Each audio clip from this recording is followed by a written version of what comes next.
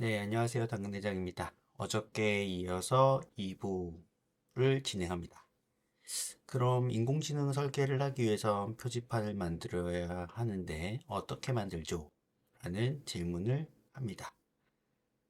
결론은 모든 사건에 이름을 붙여야 됩니다. 첫 번째 주제죠. 그래서 사건이라는 건 데이터죠. 사람들의 행동이나 어떤 이벤트는 다 모든 것들은 사건으로 데이터를 쌓게 됩니다. 자, 이름을 붙여볼까요? 여러분들 한번 이름을 붙여보세요. 이름, 나이, 연령, 거주지. 이것들을 종합해서 우리는 무엇이라고 얘기를 할까요? 자, 대부분 고객 정보 또는 커스터머 이렇게 이름을 붙이겠죠. 자, 다음은 이것도 한번 이름을 붙여볼까요? 분산된 개별적인 데이터는 의미가 없습니다. 이것들을 종합적으로 얘기하면 여러분들은 무엇이라고 얘기를 할까요? 의자라고 얘기를 하겠죠. 이처럼 어떤 데이터들의 개별적인 데이터들, 전체적인 데이터들은 다 하나의 분류로 통합된 이름을 가져야만 인공지능은 이것들을 분석할 수가 있어요. 결론적으로 전체적인 의자에 들어가는 색상, 다리 개수, 그 다음 이름, 그 다음 가격, 각각의 어떤 독립적인 특성들이나 데이터들을 갖고 있겠지만 이것들을 종합적으로 우리는 무엇이다라고 정의를 내려야 합니다. 자, 패턴을 정의하기 위해서는 우리는 이름을 붙이는데 이것을 우리는 분류라고 합니다. 좌측에 보시면 우리는 이렇게 다양한 텍스트 조합들을 가지고 있습니다. 우리가 비정형으로 이용욱이나 또는 글의 상세 소개나 이런 여러 가지 것들의 비정형 데이터들을 우리는 우측처럼 데이터를 분류해서 볶음밥과 가까운 질병, 이렇게 분류를 할 수 있겠죠. 달걀밥과 가까운 질병, 이렇게 분류를 해서 그 데이터 조합들을 그 분류에 가장 가까운 데이터 조합들을 묶어놓는 그 작업을 합니다. 이것을 우리는 뭐라고요? 분류라고 합니다. 여러분들도 기억하셔야 돼요. 분류. 자, 그리고 불필요한 정보는 지름길을 찾는데 방해가 되니 버립니다. 위상기하학이라고 할 수도 있죠. 위상기하학을 쉽게 정의를 하면 커피잔과 도넛, 즉 위상기하학에서는 둘 다 구멍이 있는 하나의 물체로 봅니다. 즉 커피잔 손잡이와 도넛의 구멍이 같은 역할을 하기 때문에 다른 디테일은 무시하고 커피잔과 도넛을 구멍이 있는 하나의 물체로 정의를 하는 것을 위상기하학이라고 합니다. 이런 부분들은 인공지능에서도 마찬가지 쓰입니다. 우리가 얘기하는 수천 수만 가지의 이벤트들을 인공지능이 이해하기 위해서는 이렇게 불필요한 중요하지 않은 정보들을 다 제거하는 역할이 가장 중요한 역할입니다. 자, 이렇게 정리한 데이터는 매우 귀한 AI의 먹이가 되고 엄청난 이득을 가져오게 되죠. 하지만 정리되지 않은 데이터들은 AI의 먹이가 되지 않기 때문에 기업에게는 그냥 로그 데이터, 즉 분석하는 데이터 정도의 수준으로 남는 거죠. 근데 AI에 대한 부분들에서 AI는 표지판 역할을 바꿔 말하면 AI의 지름길이라고 합니다. 즉 AI는 표지판 역할을 하기 때문에 인공지능을 이용하는 사람들에게는 지름길의 역할을 하기 때문에 좀 더 빠르게 내가 원하는 정보와 컨텐츠들을 찾아갈 수 있는 거죠. 인간은 이 지름길을 통해 어떤 이익을 얻을까요? 여러분들도 한번 맞춰보세요. 인간은 이 지름길을 통해 어떤 이익을 얻죠? 여러분들이 하는 행위들, 즉 AI를 통해서 내가 유튜브나 넷플릭스를 통해서 인공지능에게 추천을 받았을 때 나는 어떤 이익을 얻을 수 있을까요? 이 본질을 알아야 여러분들이 인공지능의 특성, 인공지능의 그 효용성을 알게 돼요. 여러분들 한번 맞춰보시겠어요? 자, 결론은 AI는 시간을 줄여주는 역할을 합니다. AI를 통한 비즈니스는 인간과 시간과의 관계를 설정하는 걸로 정의될 수가 있어요. 결론적으로는 바꿔 얘기하면 인간을 멈추게 하지 마세요라는 슬로건하고 동일합니다. 인간이 어떤 서비스에 들어와서 무엇을 해야 될까? 어떤 걸 눌러야 될까? 이런 고민을 하지 않게 인간이 즉시 사이트에 들어와서 어떤 컨텐츠나 제품을 소비할 수 있도록 만드는 게 AI의 핵심 역할입니다. 바꿔 얘기하면 생각이 아니라 이용하게 하는 게 핵심이죠. 자, 문화를 보면 문화는 생성형 AI가 또 문화에 어떤 종속이 돼 있는 어떤 서비스죠. 자, AI에게 일이란 역할이 좀 많이 다릅니다. 행위 자체가 목적인 일이 있어요. 이건 프락시스라고 해서 AI라고 하고요. 행위의 결과로 무엇인가를 생산하는 것이 포에이시스라고 해서 생성형 AI라고 합니다. 즉 AI에게 일을 시켰을 때 두 가지의 분류로 역할이 나눠집니다. 여러분들이 포괄적으로 AI라고 했을 때는 이 두 가지의 종속된 부분에서 어떤 부분에 포함되는지를 여러분들이 정의를 하셔야 돼요. 자, 이제 패턴을 찾아볼까요?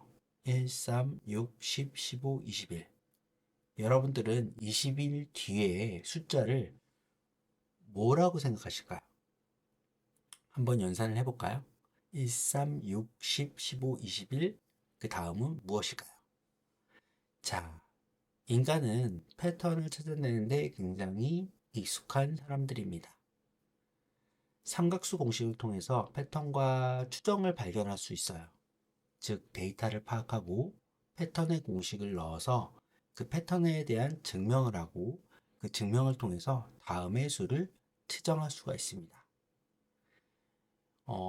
결론적으로는 이 1, 3, 6, 10, 15, 21이 인간의 행동과 데이터, 즉 주식이나 또는 비트코인이나 또는 인간의 행동이나 쇼핑몰에 대한 로그나 이런 것들이 인간의 행동으로 남아서 패턴을 주고 그 패턴을 통해서 데이터 사이언스나 이런 사람들은 그 패턴을 통한 추정에 대한 공식들을 만들어서 미래에 예측될 다음 값을 추정을 하게 되죠.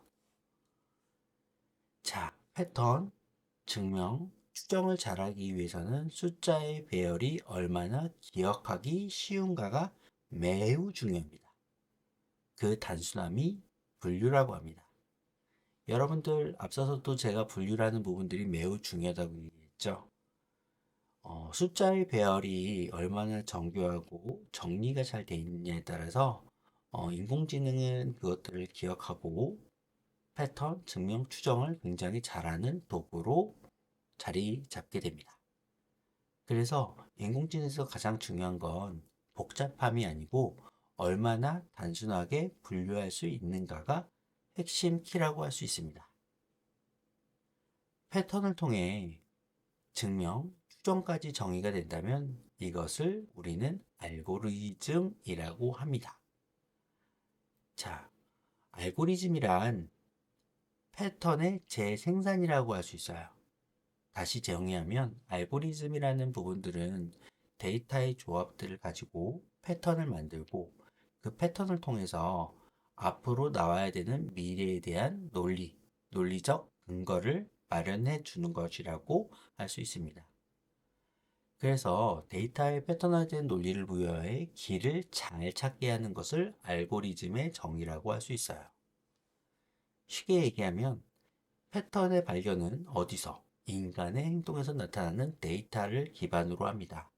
아까 우리가 옛날에 일부에서 여러분들이 보셨던 인간이 자주 가는 길에 대한 부분에서 여러분들은 인간의 행동들을 데이터로 나타내고 그 데이터에 대한 부분들이 패턴화되고 패턴을 통해서 규칙을 발견한 데이터 사이언스는 그것을 알고리즘으로 만들어서 연산식을 만든다고 하죠. 그 연산식을 만들어서 AI라는 지름길이라는 추천 또는 생성 이런 것들을 만들게 되는 거죠. 자, 유튜브의 지름길은 인간이 멈추지 않도록 지름길을 찾아주는 역할을 하죠. 그 패턴을 우리는 필요 경도라고 합니다. 유튜브의 지름길, 그리고 여러분들은 그 유튜브에 들어가서 어떤 검색이나 이런 행위를 하지 않고도 충분히 메인에 있는 콘텐츠를 가지고 소비를 할 수 있죠. 필요 경로를 찾아서요.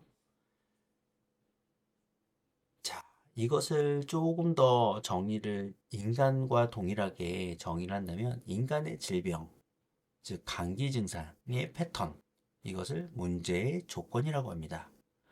약사는 그 질병을 판단을 하죠. AI는 문제의 조건을 판단합니다.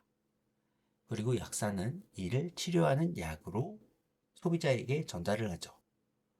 플랫폼은 성능을 평가해서 가장 AI에게 적합한 답을 찾습니다.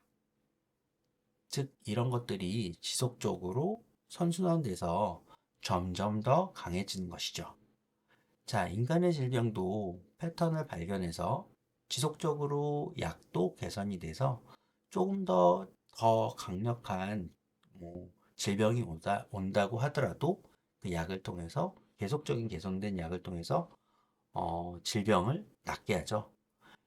인공지능 관련된 데이터를 기반으로 한 인간의 행동도 AI의 판단도 성능 평가를 통해서 지속적으로 업데이트를 해서 좀 더 높은 결과와 예측을 할 수 있습니다.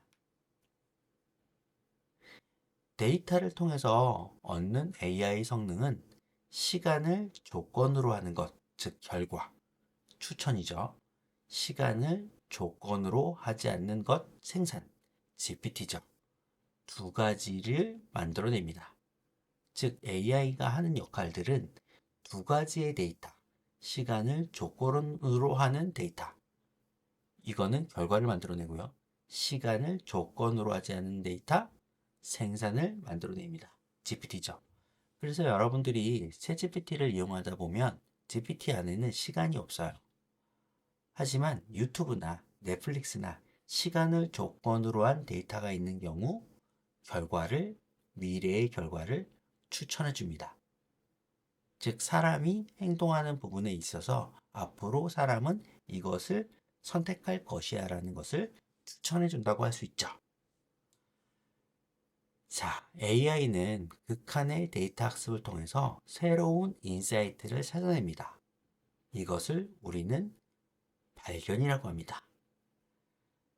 다음 시간에는 이 발견에 대한 부분들을 좀 더 쉽게 정의해서 여러분들에게 알려드리도록 하겠습니다. 오늘도 고생하셨습니다.